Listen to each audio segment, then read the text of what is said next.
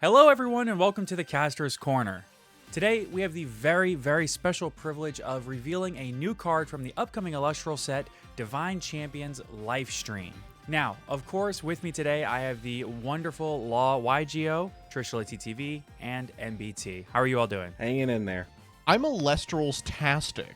Today we have the wonderful privilege of debuting a new card, and that card today is Corvishine Champion of Apollo. Corvishine Champion of Apollo is a solar 1 cost, 2 attack, 5 defense Elestral, and it reads, your effects that foretell reveal an additional 3 cards. You can shuffle your deck, then you may enchant your Apollo with solar from your underworld. Now, I think that we all have a bit differing opinions on this card, and the differing opinion is that Mark thinks one thing, Trish thinks the other. I'm going to let you two talk it out, because I'm going to stay far away from this. And then MBT, you'll come in at the end to do what? I'm just here to be eye candy. And you're doing a wonderful job of that. Just by the way, you have never looked more handsome in your life. Wow, thanks.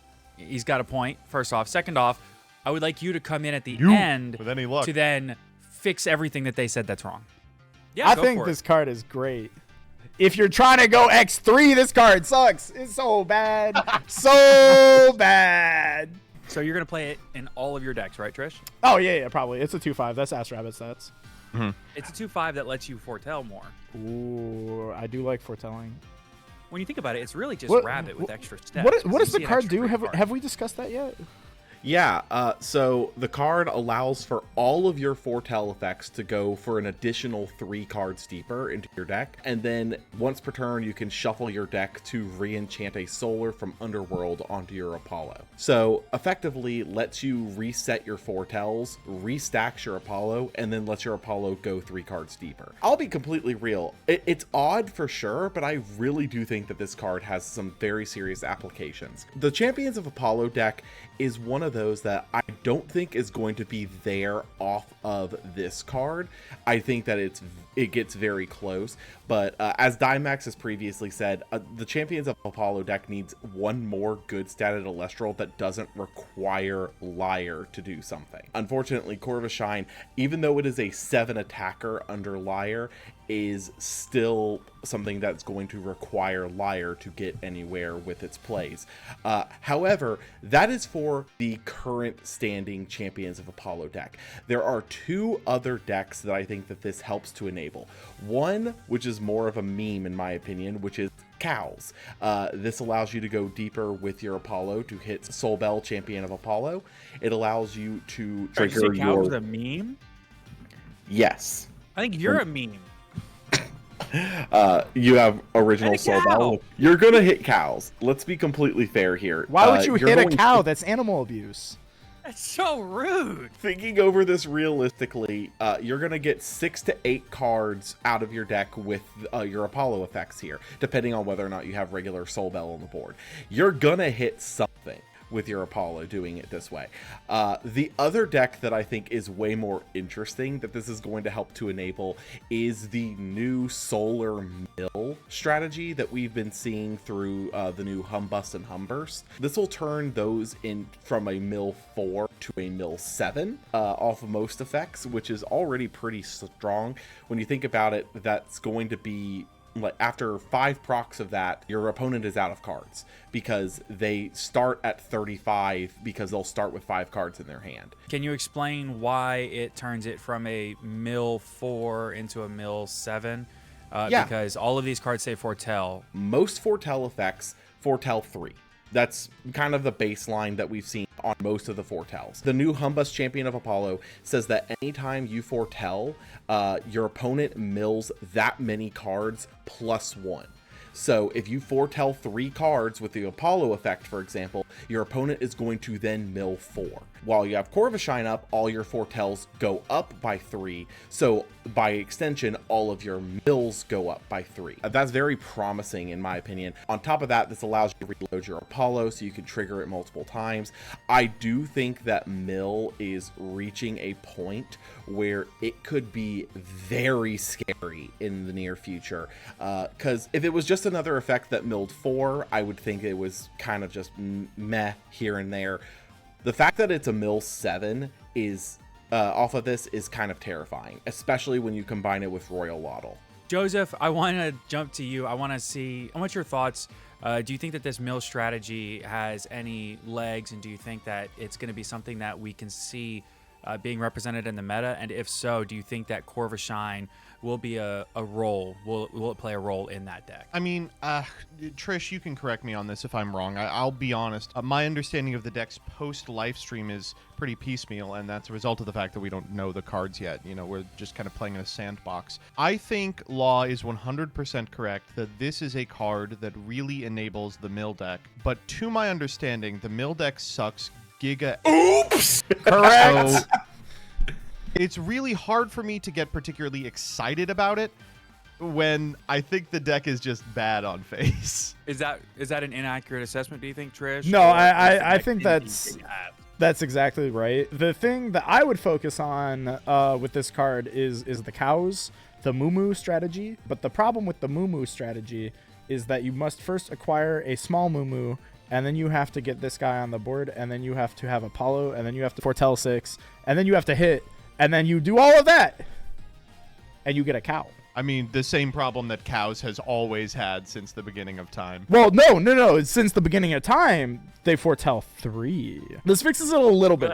Because, like, the idea is you play one of the 2 pieces, set a card to protect it, you pass, then you protect it, then you play the other piece, you slam Apollo, you foretell 6, you whiff, and then you use Corvashine's effect to say, we're going to try again next turn, and you're going to put the spirit from the Apollo that you exploded by wasting whiffing back under the Apollo, and then you shuffle your deck, and you try again next turn. So it does kind of fix the problem where if, like, you don't see the cow the first time, you get to shuffle your deck and try again, like, every turn, and the try is free every turn. So that fixes that problem, and I think that that's really good for cows. Like, that's fantastic. The problem is that if I'm going to invest this much into a strategy to get my Ascension off, that Ascension better be better than a cow. I don't think a 6/6 that maybe pops a card is the pinnacle of gaming in 2025. Well, Corvashine does reload its pop ability when you think about it, because it puts spirits back under the Apollo.